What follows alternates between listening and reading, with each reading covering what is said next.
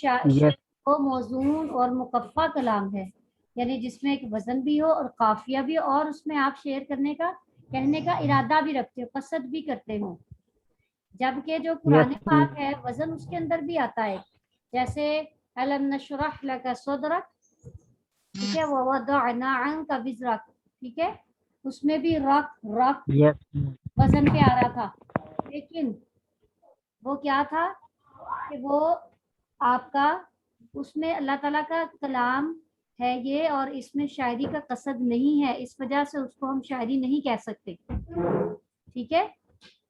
Actually ये बात थी जो वो आपको बताने Okay, की, ma'am. जहाँ पे वो आयत कोट की थी कि शायरी तब होगी जब कलाम में वजन भी होगा, काफिया भी होगा, और आपका कसद भी शामिल होगा कि आप उसको शेर कह रहे हैं। अल्लाह ताला के कलाम में अगर वजन आ भी रहा है तो हम उसको शायरी नहीं कह सकते। Yes, ma'am. ये बात थी। चले Okay. ठीक है गुलाम गोश, आपके बाद अब कौन है Thank you. यहाँ पर जो कोई प्रेजेंट है? मैम जी मेरा मेरा कौन क्या करा? 48 रोल नंबर। अच्छा एक मिनट, ये मैं जरा गुलाम गौस का रोल नंबर क्या था इनका? 1929 37। 37 था गुलाम गौस का रोल नंबर, Yes, ma'am. ठीक है। अब आप आगे कौन आया है? मैम मेरी भी रहती है 1929 47। 47 जवाद अहमद। चलें जवाब पहले आप कर लें, उसके बाद 48 की बारी जी। अस्सलाम वालेकुम वालेकुम। मैम, मेरा नाम जवाद अहमद है, मेरा रोल नंबर 1929 47 है। मैम मेरे मैम दो टॉपिक हैं, एक अहमद शौकी जिसने मौलाना मोहम्मद अली जौहर पे सानहा इर्तिहाल पर मिर्सिया लिखा, और एक मैम हाफिज इब्राहिम जिसने औरतों की तालीम और तरबियत के बारे में शायरी लिखी है। ठीक है जी मैम। ठीक है, मैं बच्चे को इधर मना कर रही थी, आप बताएं।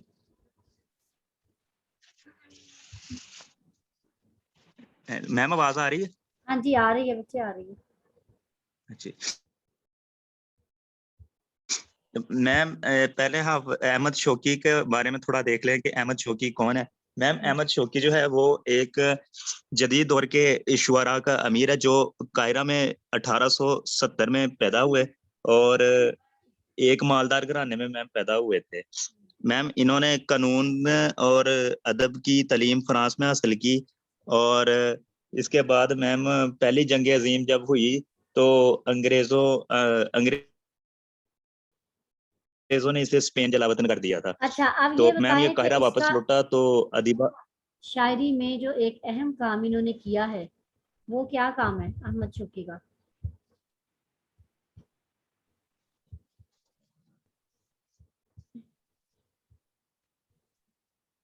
मैम अहमद शौकी ने शायरी में अपनी सियासी, इज्तिमाई, तारीखी और दीनी जो है ना वो मौज़ूआत को अपनाया है। और क्या इम्पोर्टेंट काम किए इन्होंने? और तो मौजूआत हो गए ना इनकी शायरी की। और मैम इन्होंने जी और मैम इन्होंने कई ड्रामे भी मंजूर किए थे, जिनकी वजह हाँ से जी अदब अरबी में शायरी की अदब अरबी में शायरी का मैम ये अलंबरदार बन गया था। हाँ जी, दरअसल ये इनका अहम काम है जो इन्होंने किया था कि ड्रामों को मंजूम किया, ड्रामों को नज्म की सूरत में लिखा था, और ये शायरी में जो सिंफ है जी मैम। तफसीली शायरी, उसके ये अलंबरदार हो गए थे। इनकी वफात कब हुई थी? मैम इनकी वफात हुई थी 1932 में। ठीक है, और यहाँ पे शायरी इन्होंने किसके मुतल्लिक की है? मैम इन्होंने मौलाना मोहम्मद अली जौहर जो है ना उनकी मतलब वफात पर इन्होंने अपना एक मरसिया लिखा है, एक दिल का जो कहते हैं ना गम, दिल का दुखी होना और फट जाना किसी के लिए, और उसके गम में शायरी लिखना कि वो अब चला गया है, उसके जहाँ पे वो दफन हुआ है और उसकी वो जमीन उस पर मेहरबान होगी, वो अल्लाह के पास अपनी कई रहमतों का उम्मीदवार होगा, उसे अब किसी चीज की जरूरत नहीं रही होगी, उसने जो काम कर दिया वो कोई और नहीं कर सकता। चलें अब आप इनका चौथा शेर जो है बतलन हुकूक शर्क मिन अहमालिही, वक़दियतुल इस्लामी मिन आबाइही, इसके बारे में बताएंगे क्या मकसद है इसका। जी मैम, मैं एक बतला हुकूक शर्की मिन अहमालिही। मैम ये जो है इसमें शायर कह रहा है कि वो ऐसा, एक मिनट मैम, बतला हुकूक शर्की मिन अहमालिही। मैम वो ऐसा ऐसा बतले जलील है कि मशरिक के हकूक, इसका बोझ और ठीक है। इस्लाम का बोझ इसकी जिम्मेदारियों में से था। मैम कहने का मतलब ये कि शायर जो है वो इसकी जद्दोजहद के बारे में ये बताता है और कहता है कि इसकी संभाली हुई जिम्मेदारियों का एहसास ऐसा है कि वो ऐसी शख्सियत है जिसके मशरकी मुसलमानों की आज़ादी के हसूल के लिए अपनी जिंदगी वक्फ कर दी थी। मतलब कि इन्होंने मशरक के जो मुसलमान थे, जिस तरह के वो हालात में रहते थे, जिस तरह का उनपे जुल्म सितम या दौर दौरा था, तो उन्होंने उनकी आज़ादी के लिए, उनकी एक मुसलमानियत एक कौम को मुत्तहिद करने के लिए, उनके हकूक और उनके तहफ़्फ़ुज़ के लिए इस्लाम की सरबुलंदी का जो नारा बुलंद किया था, तो वो इन्होंने दिन रात इनकी कोशिशों से ही हुआ था। अच्छा, और उसने क्या कहा था कि मशरिक के हुकूक, उसकी जिम्मेदारी और इस्लाम का, मैम इस्लाम की सरबुलंदी। अच्छा चलें ठीक है, यानी इन्होंने इस्लाम और मुसलमानों की खातिर जो आवाज जी उठाई मैम। थी, ठीक है, वो जी मैम। अपनी जिम्मेदारी समझते हुए, अपना फर्ज समझते हुए उन्होंने इसको जारी रखा, इस काम को, और दूसरे ममालिक में जाकर इन्होंने मुसलमानों का जो है वो वकार बुलंद किया। जी अच्छा मैम, जी, इन्होंने मुसलमानों का वकार बुलंद किया और इस्लाम की अजमत पूरी दुनियाए आलम के सामने रोशनास करा दी। अच्छा जी ठीक हो गया। फिर वो कहते हैं नील यस्कुरु फिल हवादिस सौतहु व तुर्कुल आयन सोना से दुका बलाई। मैम ये कह रहा है कि दरिया नील जो है ना, वो इसके हादसात में इसकी आवाज को याद करता है और तुर्क आजमाइश में इसकी शुजाअत और दिलेरी को बुला नहीं पाता है।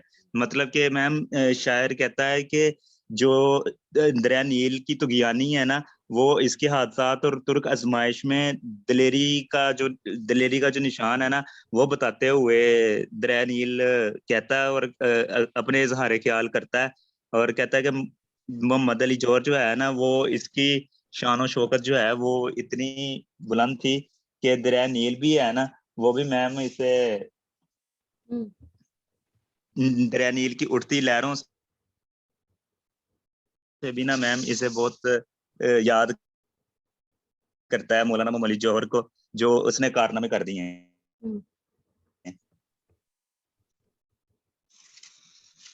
हेलो मैम, आवाज आ रही है? हाँ जी आ रही है जी। वो कहते हैं कि दरियाए तो मैम नील हादसात में उसकी आवाज को याद करता है, मतलब मतलब कि दरिया नील के हवासात की मतलब तारीख से उसे याद आती, जैसे मैम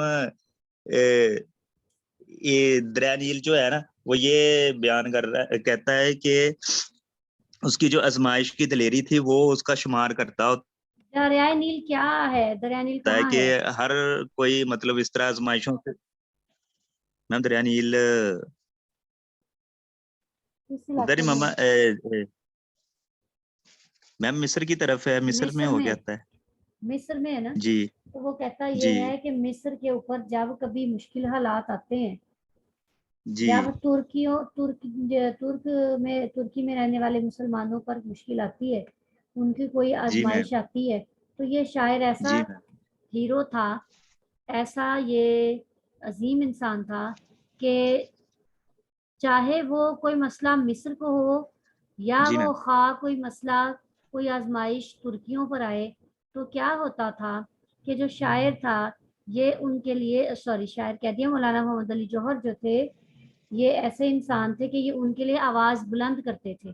आज भी अगर कोई हादसात और वाकयात हो जाते हैं तो दरियाए नील इनकी आवाज को याद करता है कि आज भी कोई मौलाना मोहम्मद अली जौहर होता तो हमारे मसाइल को दुनिया के सामने उजागर करता और हमें मसाइल से निजात दिलाता। ऐसे ही तुर्कों पर जब कोई आजमाइश आती है तो तुर्क लोग भी क्या करते हैं, इसकी भूल नहीं सकते, इस शख्सियत को भूल नहीं सकते वो एहसान जो तुर्कों पे इन्होंने किए हैं, जी मैम, इस जैसे शख्स उनकी, ने तुर्कों के लिए भी, जी मैम, हाँ जी बोलें। जी मैम, इसने तुर्कों के लिए भी इसने ऐसे ही वो किया, आवाज बुलंद की, और जो मिस्र के लिए किया, और वैसे ही इसने तुर्कों के लिए भी उनकी अजमत जो है वो लोगों पर रोशनास कराई, और मुसलमानियत जहाँ जहाँ कहीं भी मैम इस बंदे ने जितना इसकी कोशिशों से हो चुका हुआ, इसने वो सब किया। अच्छा जी, अब आप ये बताएं कि इसके बाद बारी है हाफिज इब्राहिम की। तो हाफिज जी मैम, इब्राहिम जो है वो, उनका कौन सा वो मदरसा है जिसके वो इमाम समझे जाते हैं?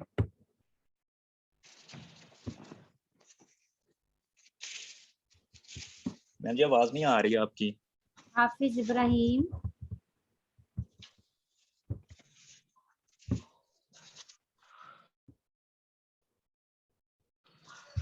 जी मैम, अच्छा,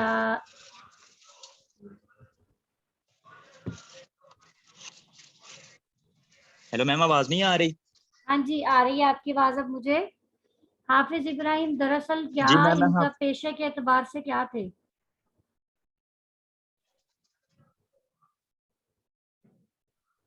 हाफिज इब्राहिम इनका क्या था पेशा?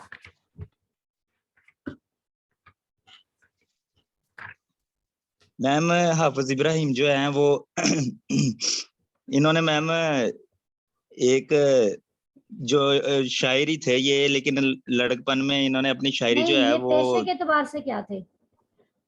शेर कहना तो उनका शौक था ना। जी मैम, पेशे के एतबार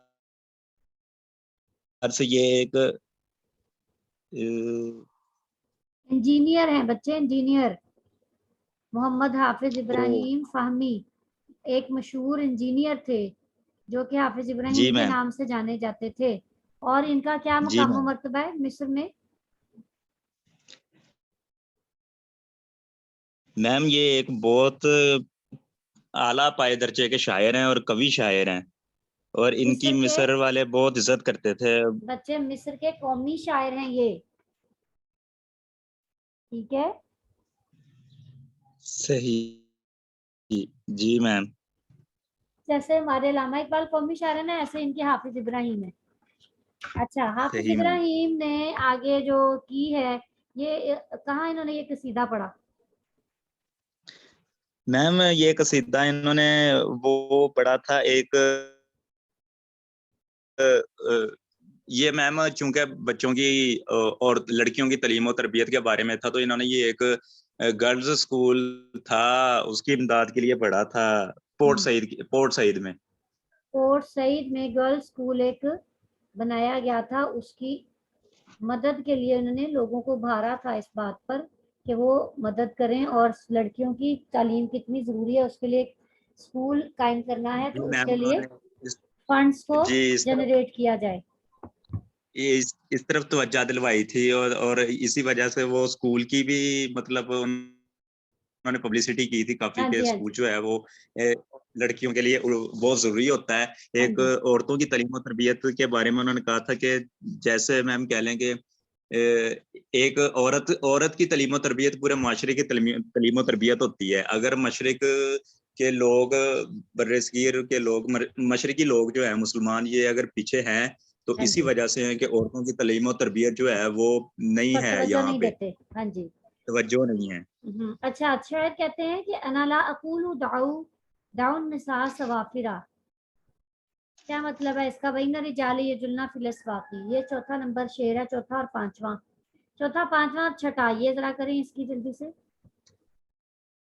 ओके मैम, मैम शायर इस शेर में कहता है कि जो एतराज उठते हैं ना औरतों पे तालीम तरबियत के बारे में, हाँ जी, उस पे मैम ये शायर कहते हैं कि औरतों को, हाँ, मैं कहता है कि मैं ये भी नहीं कहता कि औरतों को जो है वो बेपर्दा ही छोड़ दो, कि खुली लगाम जहाँ औरत चाहे उनको पूरा आजादी का हक है, दरमियान घूमती बाहर बाजारों में घूमती फिरे, मर्दों के दरमियान घूमती फिरे, जो मर्जी करती फिरे, लेकिन मैं ये भी कहता हूँ कि औरतों की जो तालीम और तरबियत है उस पर तवज्जो दी जाए। मतलब शायर एतराजात करता है कि जो औरतों पे बातें उठती हैं, औरतों के बारे में गलत ख्यालों हाँ जी, आगे साथ ही वो अगली बात वो क्या करता है, नहीं कल्ला करनी चाहिए, वला ना ही अदउकुम अन तुसरिफू फिल हज्बी वत्तदयीकी वल इरहाकी। इसका बताएं, कल्ला वला अदउकुम अगले शेर में वो क्या कहता है?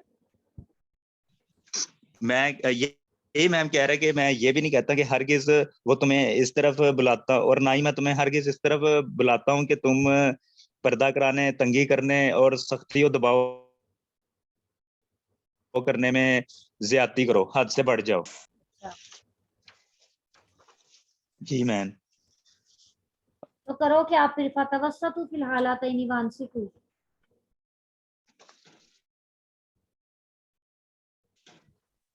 हाँ जी, क्या करो फिर? मैम इसमें शायर कह रहा है। जी मैम। हाँ जी, ठीक है, बोलें क्या कहता है शायर? कहता है ना तो आजाद छोड़ो और ना ही उनको मैम सख्ती इसमें करो। शायर कहता है कि बस दोनों हालातों हाँ जी, सख्ती करो। मैम ये बस दोनों हालतों के दरमियान रहो कि ना इन पे ज्यादा सख्ती करो और ना ही ज्यादा नरमी करो। मतलब कि अच्छा, इंसाफ से रहो, उनकी औरतों को उनके हकूकों में हर तरह से उनकी पैरवी, मतलब उनके ख्वाहिशात का एहतराम करना चाहिए, और उनकी जो भी मतलब जिंदगी को बेहतर बनाने के लिए जो भी चीजों की जरूरियात, जो भी कारआमद, इंसाफ इंसाफ से चलना चाहिए उनके। और ना ही मैं ये कहता हूँ कि उन्हें बहुत ही खुला छोड़ दो और कैदी बना लो, और यानी कि आजाद ही छोड़ दो। एक जिसे कहते हैं मैन ब्रॉड माइंडेड हो जाना। और एक मैम कहता है कि ना ही मैं ये कहता हूँ आप लोगों कि आप इस पे इंतहाई सख्ती करो, इस पे पाबंदियां लगाओ और ज्यादतियां करने में हद से बढ़ जाओ। वो कहता है कि इनको दरमियान की हालत में रखो, ना तो जी ज्यादा मैम ये, सख्ती करो और ना ही और ना ही ज्यादा ज्यादा आजाद नरम रखें। छोड़ो। जी मैम। चलें ठीक है, इंशाल्लाह अब जब होगा फिर मैं आपको इसकी तशरीह भी करके बताऊंगी क्लास में। अच्छा जी, ये तो थे आपके हो गई मैम मेरी रोल नंबर। हाँ जी, आपका क्या था मुझे? 1929-47 मैम, 47 रोल नंबर। 192947। हाँ जी, ठीक हो गया, सही। यस अब मैम। नेक्स्ट वन आपका था 48। मैम मैंने और ये मतलब देख के भी नहीं, इतनी ये खुद जो पढ़ी थी, तैयार की थी, वो वैसे ही मैंने आपको दी है। मतलब जो मैं समझा हूँ अपनी असाइनमेंट लिख के ना, तो वही मैंने आपको बताया है। हाँ जी, ठीक है, अच्छा किया आपने, बल्कि अच्छा ऐसे ही होना तो ऐसे ही चाहिए था। बाकी लोगों ने ज्यादातर वही बताया जो उन्होंने देखा है। चले ठीक हो गया, आप ही हो तो गए। मैम इसलिए मैं जरा रुक रुक रुक के अटक अटक के पढ़ रहा था वो मैम, इस तरह फिर जो जो बातें नहीं, आपने कोई पूछी, बात जो नहीं, ज़हन में आ रहा था वो मैं। पता चल जी जाता मैम। था। बेटे नहीं करो, आंख में पड़ जाएगा। हफ्सा, रख दे इसको, मेरी जान, छोड़ दे। अच्छा जी, आगे जवाद के बाद बारी है माफिया की। जी माफिया। जी मैम। हाँ जी बच्चे, आपका रोल नंबर 48 जी मैम। और आपका काम। मैम जी मेरी दो नज़में हैं, एक अब्बू तमाम की है और एक है लिल मुतनब्बी की है। मुतनब्बी और पहली अब्दुल गजल का तमाम। पहली गजल का आपका नाम है नाम है मोहब्बत। माफिया अकरम। जी मैम जी। जी,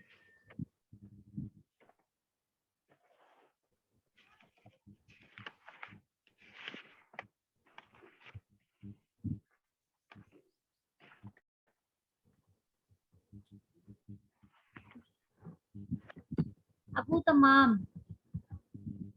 जी मैम जी। अबू तमाम कौन, इनका नाम क्या है?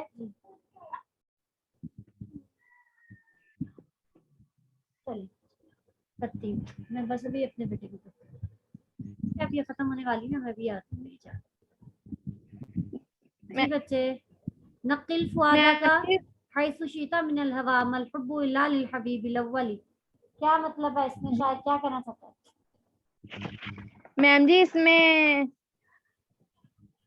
इसमें इसमें शायर ना अपनी पहली मोहब्बत का जिक्र कर रहा है। वो कहता है कि इश्क में अपने दिल को जहां चाहे मुंतकिल कर देता है, लेकिन मोहब्बत तो सिर्फ पहले महबूब के लिए ही होती है। वो इंसान के बस की बात नहीं होती। वो जिससे एक मतलब मोहब्बत कर ले, सच्चे दिल से कर ले, वो उसी के लिए होती है। बेशक इंसान की जिंदगी में ऐसे बहुत से लोग भी आ जाते हैं जिनसे इंसान दूसरी बार मोहब्बत करना चाहिए, लेकिन जो उसकी फीलिंग पहले इंसान के लिए होती है वो दूसरे के लिए नहीं हो सकती। अच्छा, ये आपका अपना कहना है कि ये किताब वाले का कहना है जिससे आपने देख के लिखा? नहीं मैम जी, मेरा अपना मतलब जो इस शायर में किया है ना, शायर ने वो इस तरह कह रहा है। अच्छा, तो वैसे मैंने आप चाहा तो मैंने यही था कि आप लोग अपनी तरफ से इसकी तशरीह करते, लेकिन मैंने देखा है कि वो कोई शाज ही ऐसा जी मैम बच्चा जी, है मैं मुझे कोई मिला जिसने खुद से तशरीह लिखी हो। सारों ने वो किताब से देख के तशरीह की जो आपको समझ आई, जैसे आप बताना चाहते थे, कोई आयत, कोई हदीस, कोई शेर, कुछ नहीं आप लोगों ने बीच में लिखा। शायद की बात है कि एक आधे बच्चे का मैंने देखा जिसने ऐसे किया। चले अच्छा, फिर वो क्या कहता है कि वकम मंजिलिन फिल अर्दि याला फहुल फता। वो इसमें यही कहता है कि इंसान जिस जैसे मर्जी अपनी जगह को तब्दील कर ले ना, लेकिन उसके दिल में वही मोहब्बत रहती है जो उसको पहली मोहब्बत से मिलती है। जिस तरह मतलब एक बच्चा, उसको अपने उनके अपने वालिदैन होते हैं उनसे मोहब्बत मिलती है, एक जो उनके सतीले माँ बाप होते हैं उनसे मिलती है, लेकिन दोनों में इनमें डिफरेंस होता है।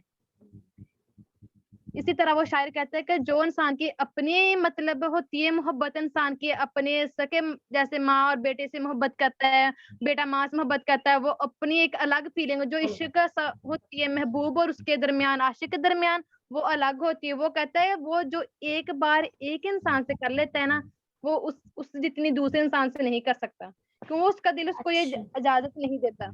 अच्छा, तो शायद वो तमाम है आपके, और दूसरे कौन से हैं? मुतनब्बी? जी मैम जी। ये मुतनब्बी नहीं, मुतनब्बी कौन है, वो क्या कहते हैं, जरा उनका भी बताएं। वो मैम जी,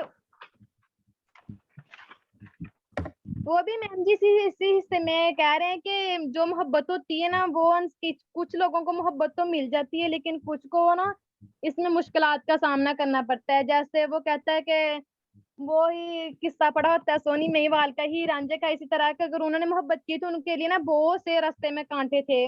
और कुछ लोग हैं मतलब मोहब्बत तो करनी चाहिए, लेकिन ये आसानी से मिलती नहीं है, उसमें थोड़ी बहुत मुश्किलात होती हैं और वो इंसान को झेलना चाहिए। और इसी में वो कहता है कि मैंने मोहब्बत में अपने महबूब की खातिर इतने तीर खाए कि मेरा जख्म जो दिल है ना, वो जख्मों से छन्नी छन्नी हो चुका है। जिसमें से चूर चूर हो गया कि वो छलनी बन चुका है, इतने जख्म जी मैंने खाए हैं। तो पहले शायर ये क्या कहता है, नसीबू का फी हयाती का मिन हबीबिन, नसीबू का फी मनामी का मिन ख्याल। इसमें शायर कह रहा है कि उतना मैंने तुमसे इतनी मोहब्बत की है कि जितना इंसान सोते वक्त ख्वाब नहीं देखता, उसमें ख्वाब में इसी तरह होता है जैसे वो हकीकत में हो रहा है। अच्छा कि मैंने इस तरह आपसे मोहब्बत की है कि जैसे इंसान का एक उसकी जिंदगी से ख्वाब का हिस्सा होता है, नीयत से ख्वाब का हिस्सा होता है। इंसान जब ख्वाब देख रहा हो तो उसको कैसे फील होता है, जैसे वो ना सच में हकीकत में वो काम ये कर रहा है, हकीकत में सारा कुछ कर रहा है, लेकिन जब उसको पता चलता है ये तो एक ख्वाब सा है।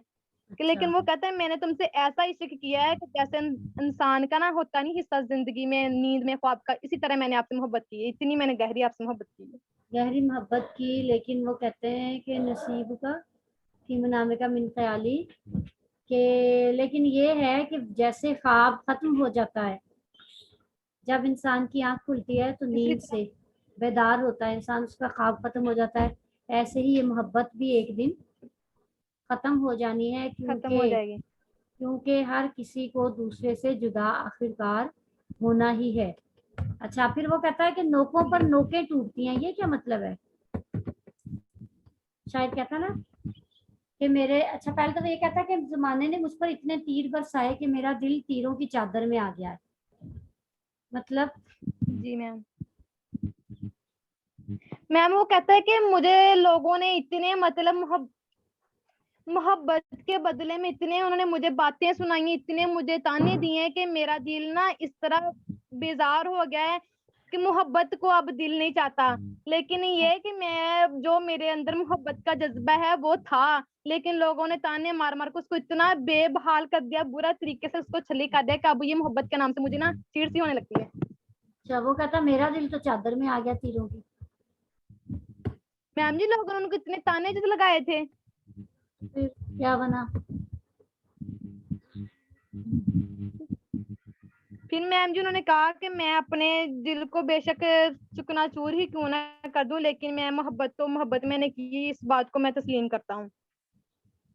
शायर कहता है कि मेरे दिल में कोई कोना खाली नहीं रह गया, मेरे दिल में कोई जगह खाली नहीं रह गई जो कि तीरों से मोहब्बत भरी हुई ना हो। ऐसे लगता है कि दिल के ऊपर एक तीरों से भरपूर चादर लगा दी चादर। गई हो। इस हद तक मैं मुकम्मल तौर पे जमाने के मसाइबो आलाम का शिकार हो चुका हूँ। और कहता है कि अब जब कोई तीर लगता है तो क्या होता है? जब कोई तीर अब दिल पे लगता है तो मेरे क्या होता है? जब तीर को इसके दिल में लगता तो ऐसे महसूस होता जिसके इसके जिंदगी के जो आखिरी हिस्सा है उसमें जाकर लगा और उसकी जान तक को जख्मी कर डाला है, रूह तक को जख्मी कर डाला है।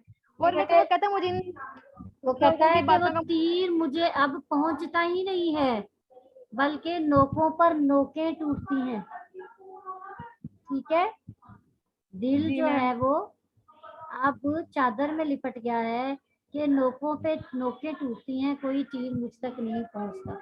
वो कहता है इतने मुसाइब, इतने आलाम, इतनी परेशानियां, इतने ताने मैंने सुन लिए हैं, इतनी मुसीबतों में मैं गिरफ्तार हो चुका हूँ, इतनी आजमाइशों से गुजर चुका हूँ कि अब कोई आजमाइश आती भी है तो वो मेरे लिए इतनी आसान है हैंडल करनी, वो मेरे दिल तक तो जाती नहीं, बल्कि मुसाइब मसाइब के ऊपर मसाइब आते हैं, परेशानी के ऊपर परेशानी आती है।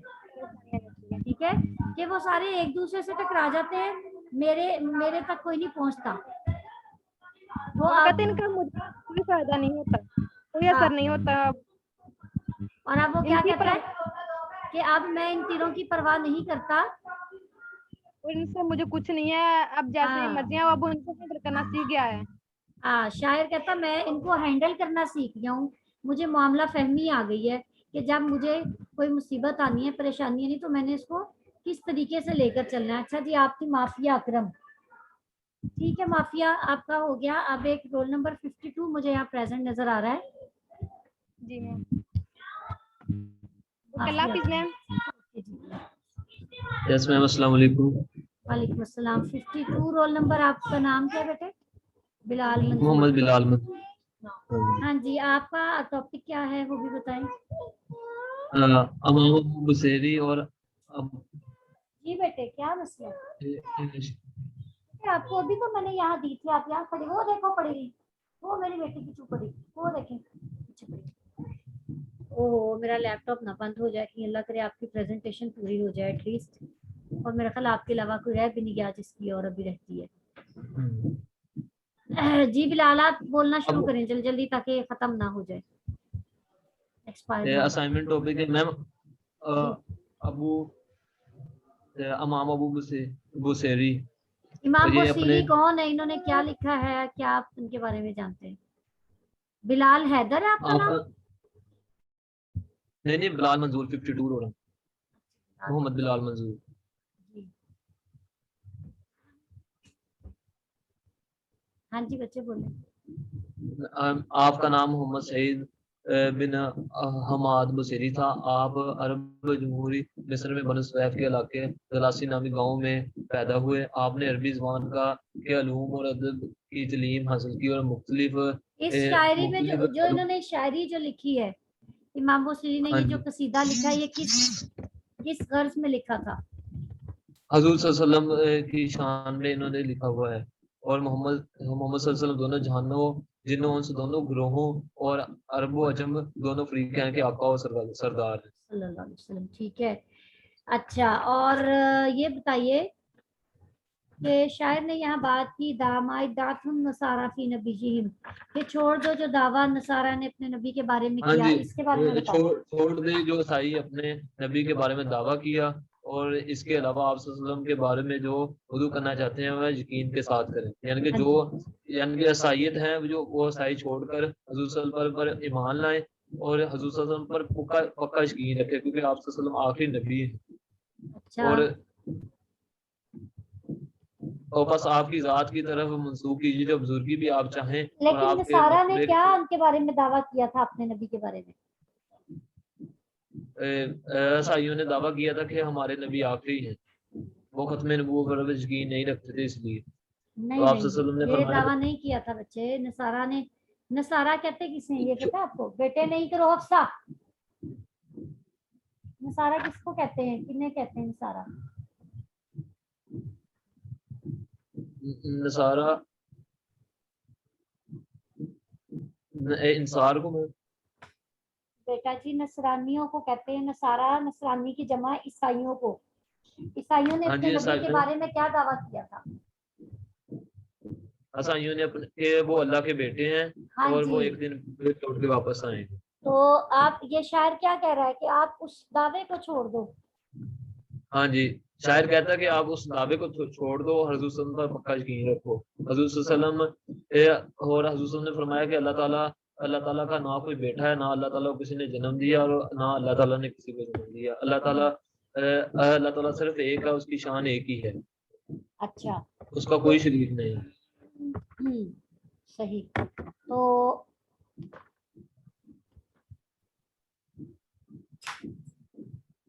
बिलाशुबह हजूर सल्लल्लाहु अलैहि वसल्लम की फजीलत की कोई हद नहीं। सुनिए, आपको मम्मा मना कर रही है।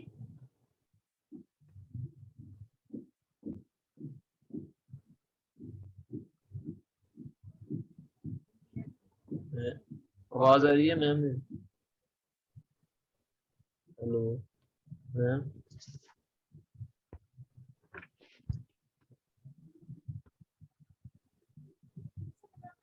मैम ज्यादा सारी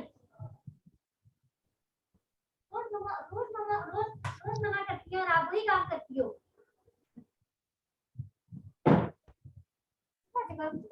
रोशन की रहेगा।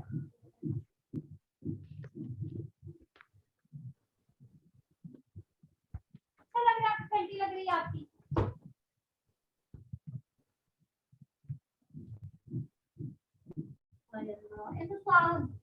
सुलाओ बेटे को, भैया को सुलाओ। जी, अब आप मुझे ये बताएं, बारूदी जो शायर अगला है,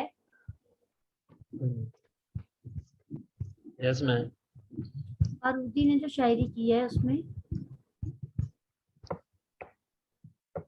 आप जमाने के तजर्बात के बारे में की है। हाँ जी, शायर कहते हैं यस्आ अल फता बि अमूरिन। तीसरा शेर की में क्या कहते हैं शायर? नौजवान ऐसे अमवार में के लिए कोशिश करते हैं कि बाद दफा इन्हें जरूरत देते हैं कि यानी कि नहीं जानते वो क्या करते हैं, क्या छोड़ रहे हैं। यानी कि नौजवान जो है ना, वो अपनी कामयाबी के लिए पता नहीं क्या क्या कोशिश करते हैं, किसी को भी नुकसान पहुंचाने की कोशिश करते हैं, मगर वो जानते नहीं ये क्या गलत है, क्या झूठ है, तो क्या छोड़ रहे हैं, क्या पा रहे हैं। ठीक है, तो चलें ठीक है, आपकी हो गई। अब आपने करना ये है कि आपकी क्लास में से चंद लोग जो रह गए हैं, कल तक उनके पास टाइम है। कल के बाद आपकी क्लास की मैंने प्रेजेंटेशन नहीं लेनी। कल के बाद इंशाल्लाह ताला फिर इवनिंग वालों का स्टार्ट हो जाएगा। तो आप लोग जो है वो अपना कर दें मुझे कल फाइनली। अपने जो आपके दोस्त जो रह गए उनको भी बता दें कि कल आखिरी दिन है कि आप अपना दे सकते हैं प्रेजेंटेशन, उसके बाद नहीं होगी। मैम आप मेंशन कर देना कि ठीक है, मैं रोल नंबर्स भी मेंशन कर दूंगी आपके, उसके अंदर मेंशन कर देती हूँ रोल नंबर जिनकी मेरे पास नहीं आई है। शुरू वाले रोल नंबर 11, ये जरा आप नोट कीजिए, मैं फिर देखती हूँ। और 11 के बाद आगे है 27, 30, 34, 32, 41, 42, 43, 44, 45 और फिर 49 और 50। ठीक है, ये है रोल नंबर जिनके बारे में हम जिन्होंने भी जमा अपना प्रेजेंटेशन नहीं दी थी। तो कल इंशाल्लाह ताला इनकी भी हो जाएगी और आपका मुकम्मल हो जाएगा। ठीक है बच्चे? मेरी मुकम्मल है 52। हाँ जी, 52 की जी। मैं एक मिनट आपका बताती हूँ आपको। हाँ जी ठीक है, आपकी कंप्लीट हो गई है। शुक्रिया मैम। चलो ओके, ठीक है बच्चे, अब कल जो रह गए हैं वो सब लोग आ जाएं। आज मेरी भी रहती है। 9 ये 34 रोल नंबर इसने तो दे नहीं दी भला, नहीं 34 रोल नंबर कौन है इस वक्त प्रेजेंट है? रोल नंबर 34 किसका है? रुखसार। जी मैम। जी रुखसार, आप कहाँ गायब हो जाती हैं? जी आपकी क्या असाइनमेंट है बताएं। मैम जी मेरे वो कफीर दहीर बिन अबी सलमा के मुख्तलिफ दहीर? सवाल हैं और मरूजी। दहीर क्या होता है? दहीर बिन सुहैर? अबी सलमा। बेटे जुहैर लफ्ज़ है, सुहैर की नबी सुलमा। अच्छा इनके मुख्तसर सवालात हैं। जी मैम। अच्छा जी, ये बताएं कि इनके कौन से दो बेटे शायर थे?